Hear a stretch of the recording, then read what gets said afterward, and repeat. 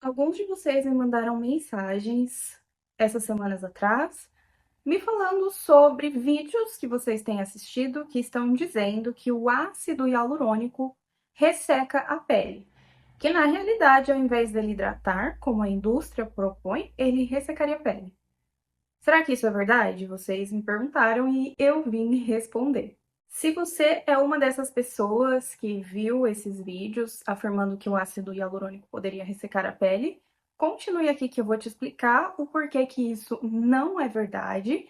E se você nem sabe desses vídeos, também continue aqui porque nesse vídeo eu vou explicar tudo para vocês, o mecanismo de hidratação da nossa pele, como o ácido hialurônico funciona e quais podem ser as confusões que a gente faz, que na realidade parece que ele desidrata, mas não, ele só hidrata mesmo. Eu trouxe aqui nesse vídeo um exemplo, o ácido hialurônico da Principia, mas ele é só um exemplo, então a gente vai abordar o mecanismo de ação de todos os ácidos hialurônicos, principalmente de alto peso molecular, mas eu já explico para vocês. Para a gente entender bem essa confusão e o porquê de hidratar, a gente precisa antes entender como que a nossa pele se hidrata. Hidratação é água. E como a gente hidrata qualquer outra parte do nosso corpo? Tomando água, ingerindo água. A água que a gente ingere via oral vai para o nosso intestino, é absorvida para a corrente sanguínea e circula no nosso corpo. Quando ela passa nos órgãos, inclusive na pele, ela deposita líquido aonde necessita de hidratação. Então, o sangue é que vai fazer todo esse processo de hidratação de qualquer órgão do nosso corpo. A pele não é diferente. O sangue passa por ali, os vasos sanguíneos passam pela pele e deixam a pele hidratada. Porém, a única parte da nossa pele que tem vasos sanguíneos é a derme. A epiderme não tem vascularização. Então, a epiderme precisa pegar hidratação da derme. Para vocês terem uma ideia, o nosso corpo é composto por aproximadamente 70% de água. E é mais ou menos a quantidade de água que nós temos na derme. Derme é a camada mais interna da nossa pele. A pele é dividida em derme e epiderme. A derme fica dentro e a epiderme fica fora. A derme tem aproximadamente 70% de água. A epiderme tem aproximadamente 10% de água. E ela precisa se manter hidratada, só que não passa sangue ali. Como que a epiderme se hidrata? Por meio de canais de aquaporina que nós temos ali na epiderme e por meio de difusão da água. Então, a água que está na derme que foi depositada que está ali hidratando a nossa pele, a nossa derme, ela vai passar para a epiderme por meio de esses canais e por meio de difusão. Ou seja, originalmente a nossa pele precisa da água da derme para se hidratar. Não tem como a gente hidratar a epiderme sem utilizar água do nosso corpo. A nossa epiderme não consegue puxar água do meio ambiente, pelo menos não a quantidade suficiente. Ela até pode puxar, mas não tanto quanto a responsabilidade de ser hidratada pela própria derme. Sabendo que é esse o mecanismo de hidratação real da nossa pele, que às vezes a gente nem se questiona como acontece, sabendo que é este o mecanismo, qual que é a camada da pele que mais fácil vai ser desidratada, vai ter menos quantidade de água, vai estar mais ressecada? É o extrato córneo. O extrato córneo é a camada mais superficial ainda da epiderme. Então, lá dentro temos derme, depois temos epiderme, que tem várias camadas dentro da epiderme, chegando até o extrato córneo, que é isso que a gente enxerga, que tá aqui, ó, superficialmente. Então, na derme, nós temos aproximadamente 70% de água E conforme essas camadas de epiderme vão passando, a quantidade de água vai diminuindo, chegando até o estrato córneo, tendo aproximadamente só 10% da sua composição de água. Ou seja, a epiderme, o extrato córneo da epiderme, é o mais propenso a ter uma desidratação, e não o interior da pele, e sim a parte realmente mais externa da pele. É ela que é a mais propensa a desidratar. No nosso extrato córneo, nós temos o nosso NMF, Natural Moisturizing Factor, fator de hidratação natural. Então, todos nós, no nosso extrato córneo, nós temos os nossos fatores de hidratação natural. O que são esses fatores de hidratação natural? Eles são compostos hidrossolúveis, hidrofílicos e também lipofílicos, que fazem com que a gente tenha um equilíbrio hidrolipídico. Então, tem compostos hidrofílicos, que têm afinidade por água, e compostos lipofílicos, que é a nossa oleosidade da pele, que tem afinidade por óleo. O nosso fator de hidratação natural, ele é exatamente deste jeito para poder manter o extrato córneo e a nossa epiderme hidratada por mais tempo, mais hidratada. Nós temos glicerol, ureia e outros componentes hidrossolúveis na nossa pele e também temos colesterol, ceramidas, componentes oleosos na nossa pele e ácidos graxos. Estes componentes hidrossolúveis eles conseguem reter água, eles têm afinidade por água. Então, como a molécula deles tem afinidade por água, consegue puxar a água e deixar a água ali no extrato córneo. E os componentes lipossolúveis ou lipofílicos, eles fazem uma hidrofobia e protegem com que a água não seja tão perdida assim para o meio externo. Os componentes hidrossolúveis da nossa epiderme, eles podem pegar água do meio ambiente se o ambiente estiver úmido. Se o ambiente estiver seco, ele vai buscar das camadas mais internas da pele, que estão mais próximos, porque a gente precisa manter a camada mais superficial da pele hidratada e íntegra, porque é o primeiro contato com o ambiente. Então, a gente tem o nosso NMF para que a gente mantenha a água ali, porque o ressecamento dessa área pode causar fissuras e aí podem entrar agentes externos na nossa pele, ocasionando inflamações e tantas outras coisas, além de poder perder mais quantidade de água se a nossa barreira não estiver intacta. Existe uma sigla em inglês que é a TEL, ou em português ela chama PTA, perda transepidermal de água. Essa sigla fala sobre a nossa pele perder água para o meio ambiente, se desidratar. Porém, a gente precisa entender que a perda transepidermal da água não é patogênica, ela é uma coisa fisiológica. A nossa pele é feita para que a gente hidrate o extrato córneo, né, da forma como eu expliquei para vocês, e aí parte dessa água fisiologicamente vai ser perdida para o meio externo. Isso porque existe uma coisa chamada pressão de vapor da água, que ela estando ali, ela consegue se volatilizar. Então a gente perde a água no formato gasoso. Então as moléculas de água conseguem receber energia suficiente para poder se transformar no estado gasoso e se perder no ambiente.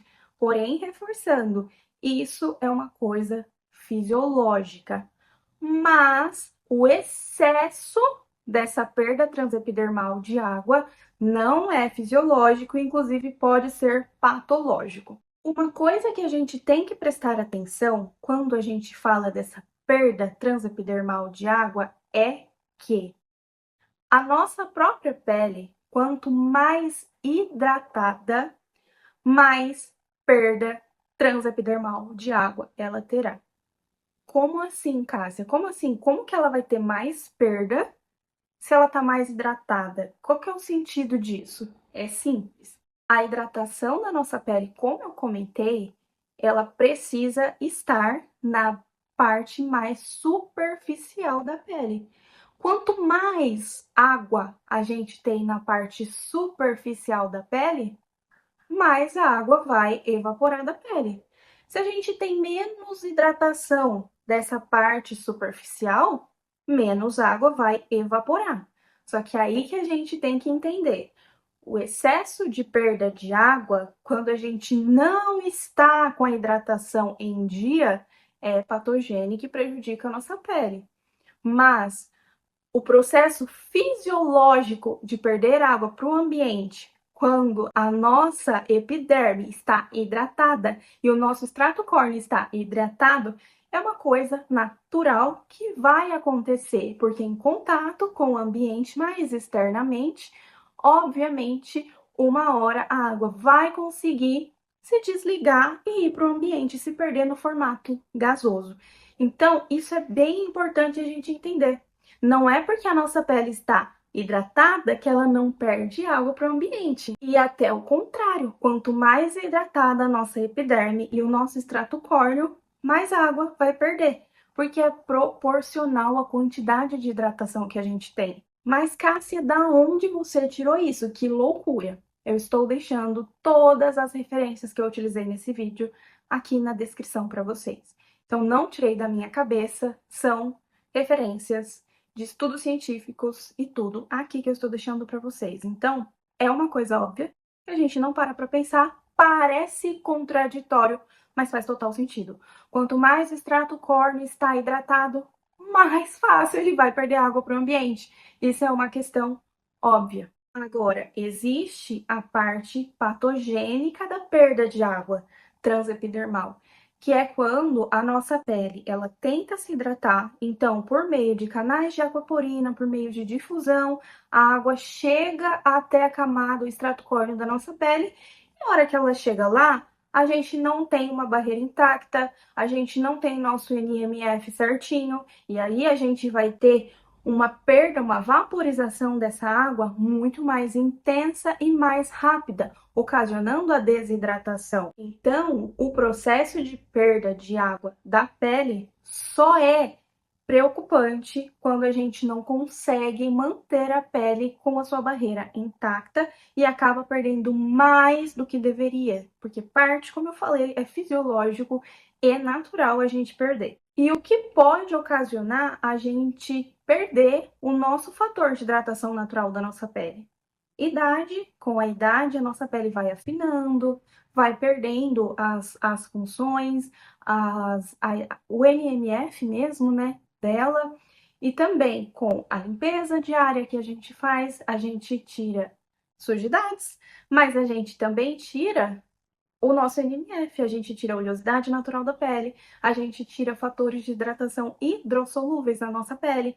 Então, radiação, tantas coisas, estresse oxidativo, tantas coisas podem fazer com que a nossa barreira não esteja intacta e a nossa perda passe de uma perda fisiológica para uma perda problemática, sendo um excesso quando a gente compara a porcentagem de perda de água referente ao que está no nosso extrato córneo. Eu sei que esse é um assunto bastante complexo e confunde a cabeça até de especialista da área, mas qualquer coisa, voltem o vídeo, qualquer coisa me perguntem, qualquer coisa, deem uma olhada nas referências que eu deixei na descrição para vocês entenderem melhor.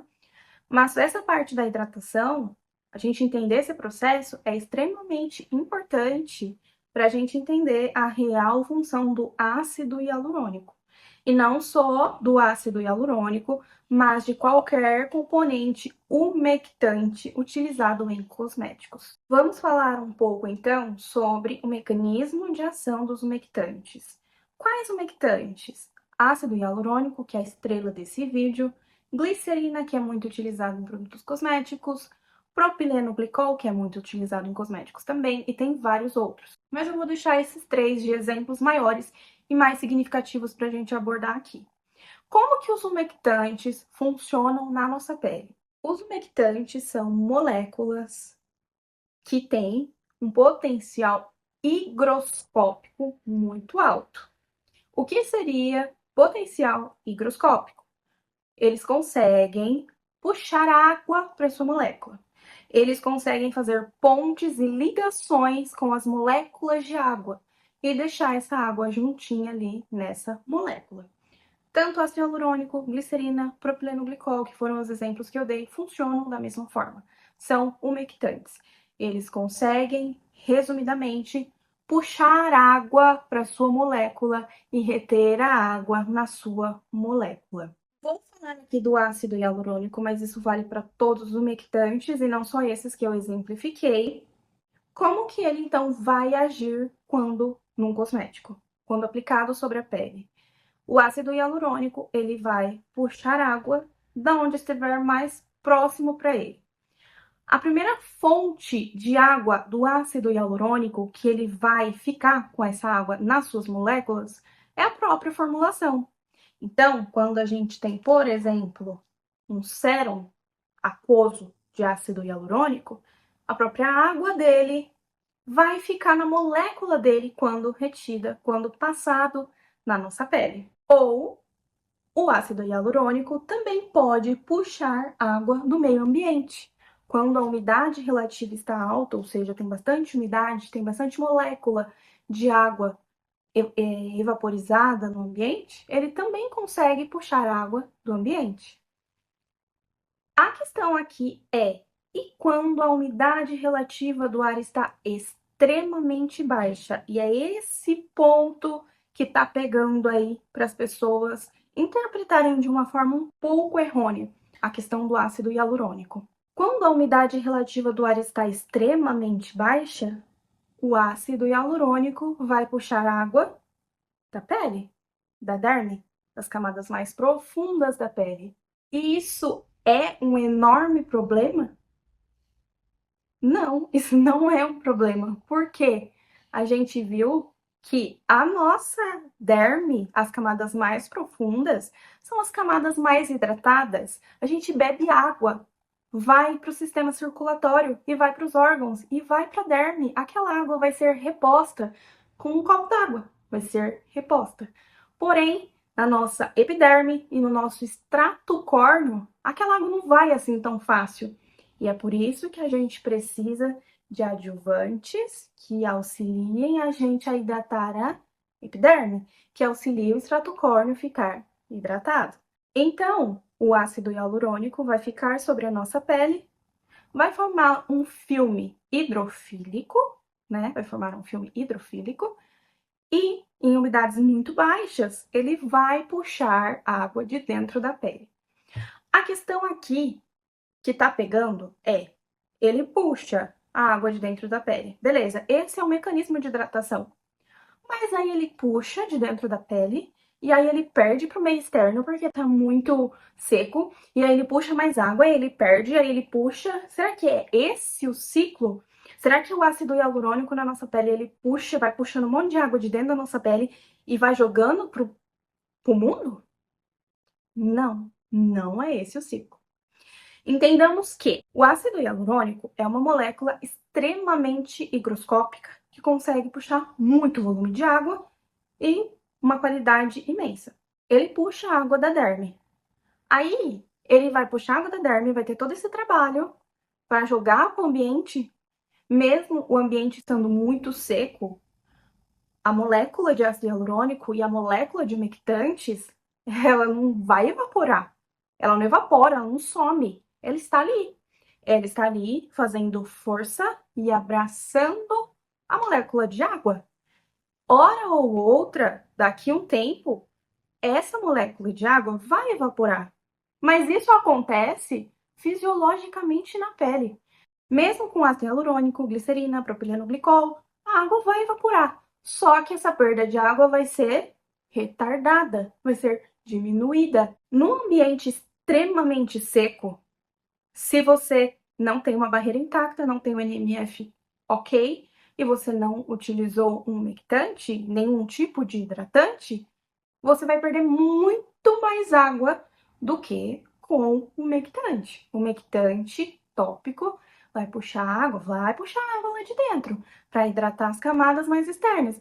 Mas ele não vai sair distribuindo assim, toma, puxa daqui, toma de lá. Ele vai segurar pelo maior tempo que ele conseguir essa água. Essa é a questão. Ah, mas tem um livro de dermatologia que fala assim, que os umectantes puxam a água da derme e aí eles aumentam a perda transepidermal de água. Sim, o que eu falei desde o começo? Quanto mais hidratada está a nossa pele, mais água ela vai perder para o ambiente, porque tá mais externo, é fisiológico, não é patogênico, não é uma perda desregulada de água. É porque se ele tá puxando mais água, percentualmente, ele vai liberar mais água. Entende? Ai, Cássia, mas como que você tem certeza disso? Como que você pode afirmar que o ácido hialurônico não vai puxar essa água e vai jogar tudo de uma vez para o ambiente? Por conta, gente, do ponto de ebulição. O ponto de ebulição da água é 100 graus Celsius. O que é ponto de ebulição? Química básica. O ponto de ebulição da água é 100 graus Celsius. É o ponto em que ela se transforma de líquido para gasoso. Obviamente, a gente não precisa atingir 100 graus Celsius para que a água evapore, porque a água, ela consegue, as moléculas dela conseguem carregar energia suficiente para vencer a pressão de vapor. Tudo isso é química. Assim como você lava uma roupa, estende a roupa e ela seca, não tá 100 graus Celsius, mas aos poucos as moléculas vão evaporando para o meio externo e a roupa fica seca. Na pele acontece a mesma coisa. Se a gente tem água no extrato córneo e não tem nada para prender ele ali, não tem nada higroscópico para prender ele ali, a água vai sair, porque ela vai vencer. É igual você colocar bastante água. Por que você despeja um monte de água na pele e não, essa água não entra dentro da sua pele? Porque ela vai vencendo a pressão de vapor, até porque a nossa pele não consegue permear tantas coisas assim, né? Ela é uma barreira realmente que é para não entrar tanta coisa, é uma barreira. Então não é para entrar e sair tanta coisa, é só para entrar e sair, precisa entrar e sair. Mas quando você faz isso, mesmo que você coloque água na sua pele, enfim, um sérum mesmo, você coloca um sérum, por que ele tá úmido e depois ele seca? Porque a água vence a pressão de vapor e consegue ser evaporado. E aí, o que acontece? Aí eu tenho um exemplo aqui para vocês do propileno glicol. Propileno glicol é um mictante e o ponto de ebulição dele é maior que o ponto de ebulição da água. Se eu não me engano, é 188. Eu vou deixar aqui o print para vocês.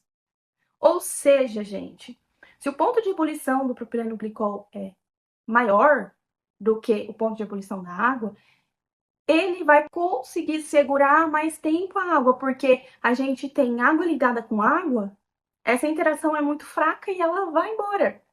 Agora, se a gente tem água ligada no propileno glicol, essa interação é um pouquinho mais forte, fica um pouquinho mais difícil da água evaporar, assim, whatever, entende? Então, vai ser um pouquinho mais dificultado essa perda de água. A gente vai conseguir reter mais água. A glicerina, que é o glicerol, também tem um ponto de ebulição maior que o da água, 290, ficando mais difícil ainda dessa água evaporar, porque a glicerina vai conseguir segurar por mais tempo ela. Ácido hialurônico. Qual que é o ponto de ebulição do ácido hialurônico? Tem as referências aqui embaixo, como eu falei. É quase 800 graus Celsius. Então, gente, o ácido hialurônico, ele não tá lá de inútil, só para pegar a água lá de dentro da pele, arrancar, fazer um esforço imenso para arrancar essa água para chegar no extrato córneo, que é onde precisa de hidratação, e a hora que chegar lá ele vai liberar tudo para o meio ambiente. Não é assim que funciona. Ele vai tentar segurar essa água, ele vai segurar parcialmente essa água. Como eu falei, com o tempo vai sendo evaporado também, com o tempo, assim como fisiologicamente, assim como nós temos umectantes naturais na nossa pele que seguram por um tempo e depois essa água vai perdendo. É um processo natural e fisiológico. Então, quando a gente fala, quando a gente lê, que não são todos os lugares que falam isso, tá? Em alguns lugares que escreveram de uma forma não tão clara que os umectantes aumentam a perda de água transepidermal. Significa isso? Eles hidratam a epiderme, eles hidratam o extrato córneo. Consequentemente, essa área fica com mais água, que é onde a gente precisa de água, e mais água vai evaporar. Não é que ele está abrindo espaço e jogando moléculas de água para todo mundo, entende? É simplesmente porque fisiologicamente também é assim. Quanto mais hidratada a nossa pele está, a nosso extrato córneo está, mais perda de água também a gente vai ter, em quantidade, não em porcentagem. Agora, numa pele desidratada, o extrato córneo desidratado, sem água, ressecado, áspero, sem água, vai evaporar o quê? Que não tem água para evaporar. Vai perder o quê? Aí a gente pode ter um excesso de perda de água transepidermal se a gente tiver cada vez mais uma piora da barreira cutânea. Aí a gente vai ter uma perda de água transepidermal intensa, patogênica, que vai criar coisas horríveis na pele. Podem criar inflamações, infecções e várias outras coisas, entende? Então, uma pele desidratada, a epiderme desidratada, ela aguenta um tempo ali. Não é assim, ah, ela tá desidratada, pronto, minha pele acabou. Não. Ela tá ali, ela é uma proteção. Ela é rica em proteínas que vão proteger a nossa pele, é uma barreira. Mas se ela não tem água, ela vai perder água. E quanto mais água ela tiver, melhor, mais macia a pele, mais elástica a pele, melhor vai acontecer o que tiver que acontecer ali de reações químicas. Porém, quanto mais água, mais vai perder água. É basicamente isso. E aí, gente, tem uma coisa que não sei se vocês sabem, mas estes produtos higroscópicos, ácido hialurônico é mais usado com claim mesmo de skincare. Mas glicerina, por que tem glicerina em todos os cosméticos? Por que tem propileno glicol em todos os cosméticos? Para diminuir a evaporação da água dos cosméticos. Sabia disso? Para quem está vendo esse vídeo até aqui que não me conhece, eu sou farmacêutica e eu estudei cursos, eu fiz cursos sobre manipulação de cosméticos e sobre desenvolvimento de cosméticos. Nas fórmulas cosméticas é utilizado glicerina, propilenoglicol e outros agentes higroscópicos, capriloglicol, no intuito de eles segurarem a água do cosmético ali, não deixar evaporar tão fácil. Se esse sérum aqui é que é um sérum de ácido hialurônico, mas vamos supor que seja um sérum de vitamina C hidrossolúvel. Cada vez que você abre, usa, um pouquinho de água vai ser evaporando. Você abre, usa, fecha. Abre, usa, fecha. Cada vez que você abre, sai um pouquinho de água, bem pouquinho que a gente não vê. A gente não vê água saindo, a gente vê água evaporando, a gente não vê. E aí, o que a indústria faz para essa água evaporar mais devagar? Coloca agentes higroscópicos.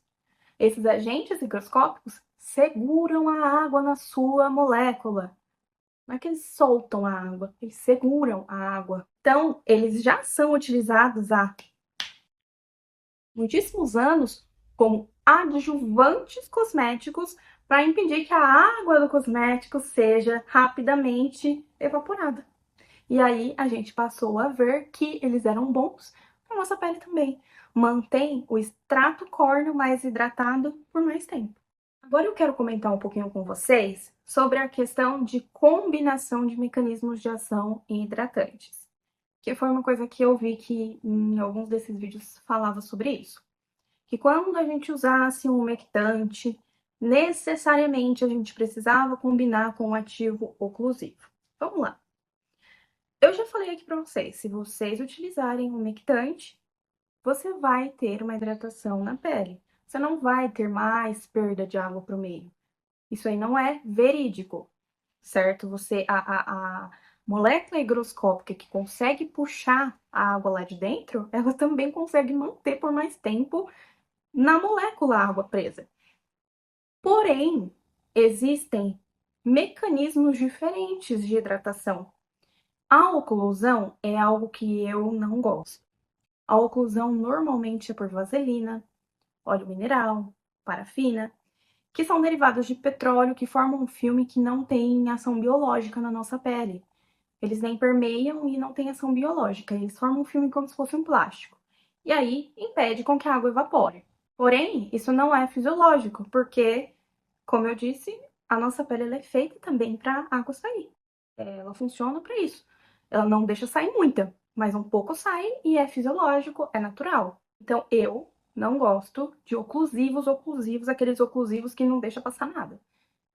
Mas é uma questão de pessoal e que eu entendo que em alguns casos é necessário, principalmente quando a barreira está muito prejudicada. Mas tem os emolientes. Os emolientes normalmente são óleos vegetais, óleos, né, ácidos graxos. E aí, quando eu estava falando do nosso NMF, que é o nosso fator de hidratação natural, o que eu falei? Que a gente tinha hidratação por água e a gente tinha os lipídios para fazer esse mecanismo. Então, os hidrofílicos puxam água e seguram a água na sua molécula, e os lipofílicos formam ainda uma barreira um pouquinho mais hidrofóbica para que a água não evapore tanto para o meio externo. Ou seja, ácidos graxos e oleosidade é algo natural na nossa pele. Se a gente colocar um umectante e um emoliente, uns óleos vegetais juntos, perfeito, maravilhoso. Ai, mas se eu não colocar o emoliente, só o umectante, minha pele vai desidratar? Não, a sua pele, todas as vezes que você usar um umectante, ela vai ficar mais tempo hidratada. Esse umectante vai segurar mais tempo a água no extrato córneo. Mas se você colocar um emoliente que faz um filminho hidrofóbico, que repele água, ele vai ajudar ainda mais a manter essa hidratação na pele. E é uma coisa natural que a nossa pele tem. Então, entende? Sim, se você usar esses dois mecanismos de hidratação, você tem uma hidratação melhor. Mas não é por isso que, se você usar só o umectante, você vai ter a pele desidratada. Não é assim que funciona. E aqui vale eu ressaltar que, usando apenas emolientes, se a gente usar só umectantes, a gente tem uma maior hidratação. Usar junto com emolientes, melhor ainda, melhor ainda. Se a gente usar só emolientes e a gente tiver com falta de umectante na pele, é um problema. Por quê? O emoliente, ele vai impedir que a gente perca água. Só que o emoliente, ele não consegue puxar a água da derme para hidratar o extrato córneo. Então, se você passar ativos emolientes em um extrato córneo, em uma epiderme, que já perdeu muita quantidade de água, dificilmente você vai ter uma hidratação tão boa quanto se você usar junto com o umectante. Porque o emoliente vai impedir que a água evapore, mas ele não vai ajudar a água da derme ir para a superfície da pele, ir para o extrato córneo. Ah, Cássia, mas aí a gente tem as aquaporinas e a difusão que ajuda. Isso, o processo fisiológico. Então, o emoliente sozinho também vai ajudar na hidratação. Mas o umectante junto, vai auxiliar muito na hidratação. Então, o umectante não é qualquer coisa. O umectante está ali, a indústria usa, porque tem uma proposta, porque tem uma finalidade muito importante para a nossa pele. A questão aqui maior é o marketing da indústria, que confundiu a nossa cabeça desde sempre.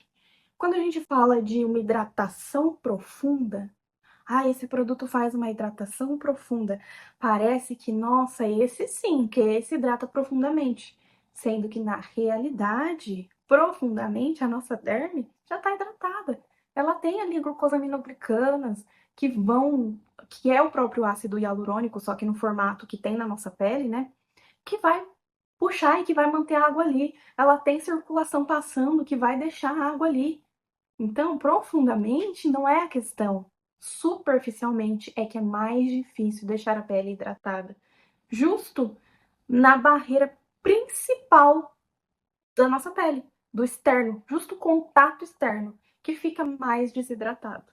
Então, esse erro que a gente vem cometendo de falar uma hidratação profunda nos leva ao erro, achando que para hidratar a pele a gente tem que ter ativos que vão hidratar profundamente. Nossa, se ele tirar a hidratação da derme, ele não presta. Sendo que não é assim que funciona. A derme, ela tá hidratada. Fique em paz. Você tá tomando água e não tem nenhum problema, uma condição de pele, a sua derme, ela tá hidratada. O que pode estar com uma falta de hidratação, desidratado, ressecado, é a epiderme, principalmente o estrato corno, que é a camada mais superficial. Mas eu não tô doida. Não. Eu usei um sérum, uma solução com ácido hialurônico e a minha pele não hidratou. Não tô doida. Aconteceu comigo. Eu passei a solução, eu passei o sérum, eu passei o hidratante em gel, a pele não hidratou. O que pode acontecer? Existem ácidos hialurônicos diversos, de diversos pesos moleculares. Quando a gente fala de um produto que contém ácido hialurônico, a primeira pergunta é: qual ácido hialurônico? Molécula grande, molécula pequena? Por quê? A molécula grande é essa que vai ficar no nosso extrato córneo e vai hidratar a pele. Mas ela não tem o claim de antidade. A molécula grande, a molécula de alto peso molecular de ácido hialurônico, não é antidade. Ela é hidratante e apenas hidratante, que já é bastante coisa. Mas o que a indústria tem feito? Tem colocado ácido hialurônico hidrolisado, quebrado em partículas pequenininhas. Esses ácidos hialurônicos pequenininhos são ácidos hialurônicos, nem todas as vezes, mas eu vou falar daqui. No da princípio, que eu queria exemplificar para vocês, a gente tem ácido hialurônico de baixíssimo peso molecular, que vai chegar até a derme. Para quê? Para quê? Para hidratar a derme? Não. Para causar um efeito onde a nossa própria pele responda produzindo mais ácido hialurônico. É um marcador. Então, esse mini ácido hialurônico vai chegar lá na derme e vai ser um marcador para que a nossa pele pense assim. Se é que ela pensa: caramba, tá tudo quebrado no ácido hialurônico. Eu preciso produzir mais ácido hialurônico. E aí ela produz mais ácido hialurônico. E aí essa sim tem o claim anti-idade, volumização facial, melhora das rugas, melhora da firmeza. Porque a gente tem o ácido hialurônico pequenininho que vai agir dessa forma.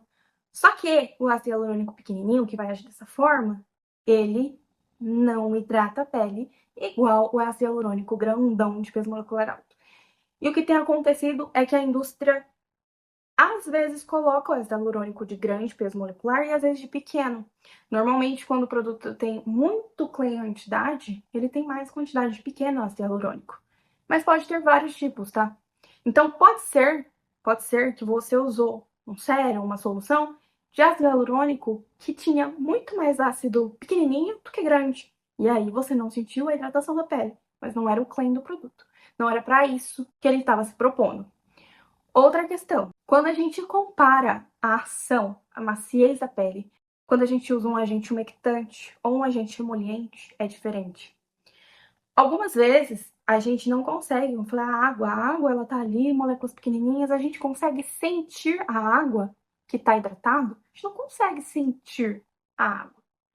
Então, quando a gente usa ativos emolientes, a gente sente aquele olhinho, entende? É o sensorial. Então, às vezes a gente fala: nossa, quando eu uso um creme, minha pele hidrata, mas quando eu uso um sérum de ácido hialurônico, minha pele não hidrata. Não é que não hidrata, é que o que você está sentindo é o sensorial emoliente de óleo que você está preferindo para a tua pele, e não o sensorial umectante do ácido hialurônico. E aí tem outra questão sendo levantada. Estão falando que o ácido hialurônico é pró-inflamatório. E aí ele causaria inflamação, então ele pode ser a causa de inflamações na pele. Vamos com calma. O ácido hialurônico, ele tem uma ação pró-inflamatória. Por quê? Ele é altamente higroscópico, altamente hidratante, ele auxilia na movimentação de moléculas em tudo na nossa pele. Dentro da epiderme, o ácido hialurônico tem essa ação pró-inflamatória. Só que a gente precisa entender que existe inflamação patogênica e existe inflamação necessária. A inflamação necessária, você tem coisa ali que tá fazendo mal para você. E aí o seu corpo, é para isso que existe inflamação, tá, gente? O seu corpo vai produzir ações inflamatórias, enfim, vários mediadores inflamatórios ali para expulsar, se for um agente hospedeiro, se for uma infecção, para expulsar isso. Se for um machucado, ele precisa fagocitar essas células que já não prestam e descartá-las. Enfim, isso é uma inflamação necessária. Agora, tem horas que a inflamação é uma inflamação exacerbada, por exemplo, uma alergia. A gente tem alergia de pó. Pó vai matar a gente? Não, pó não vai matar a gente. E a gente tem alergia, a gente vai ter uma inflamação por conta de pó. Então, aí é uma coisa que não é interessante. E o ácido hialurônico, ele não inflama a sua pele. Ele é um pró-inflamatório que, quando você já tem algum acometimento na sua pele, um machucado, alguma coisa, ele vai auxiliar. Ele vai auxiliar no processo inflamatório de várias formas diferentes, tá? Tá tudo aqui embaixo, as fontes que eu utilizei para falar isso para vocês, para poder auxiliar na cicatrização da pele. Então, ele não é inflamatório, muito pelo contrário, ele auxilia na cicatrização. Tem um estudo que eu estou deixando aqui para vocês, de um senhor, pois vocês leiam, tá? Que é importante. De um senhor que teve uma queimadura de 2º grau no rosto e no corpo. No rosto, ele usou um creme dermatológico de ácido hialurônico só. Em 18 dias, a pele dele já estava se recuperando com células proliferativas. Ou seja, é aí que entra o ácido hialurônico. Ele auxilia na hidratação e ele vai ser um pró-inflamatório no sentido de ele auxilia na cicatrização. E essa cicatrização, ela só se dá porque teve uma inflamação, tá? Então, a pele inflama, ela tem mediadores inflamatórios, tem neutrófilo ali, como eu falei, fagocita algumas células, joga fora o que não presta para poder criar coisa nova, aí faz angiogênese, que aumenta ali os tecidos vascularizados, e aí a gente vai tendo então a cicatrização. Então, não é que ele inflama a pele, tá? Ele auxilia no processo inflamatório para ter uma cicatrização melhor.